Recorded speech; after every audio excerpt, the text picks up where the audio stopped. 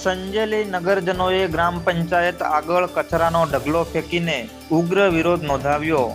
પ્રાપ્ત માહિતી અનુસાર સંજેલી નગરજનોએ કચરાના ઢગલા અને ગંદકીને લઈ સંજેલી નગરવાસીઓમાં ભારે રોષ જોવા મળ્યો હતો અને સંજેલી ગ્રામ પંચાયત આગળ કચરો ઠાલવી વિરોધ કર્યો હતો. સંજેલી નવીન બસ સ્ટેશનની નજીક કચરાના ઢગલાની દુર્ગંધ અને ભારે ગંદકીમાં પસાર થઈ અભ્યાસ કરવા જતા શિલ્પન આર જોશી હાઈસ્કૂલના વિદ્યાર્થીઓને ભારે હાલાકીનો સામનો કરવો પડે છે.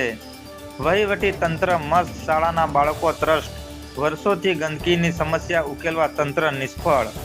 વિદ્યાર્થીઓ, વાહન ચાલકો અને સ્થાનિક દુકાનદારો તેમજ માર્ગ ઉપર પસાર થતા વટેમાર્ગુઓ આ દુર્ગંધ અને ગંદકીથી હેરાન પરેશાન થઈ રહ્યા છે અને રોગચાળો થવાનો ભય સતાવી રહ્યો છે.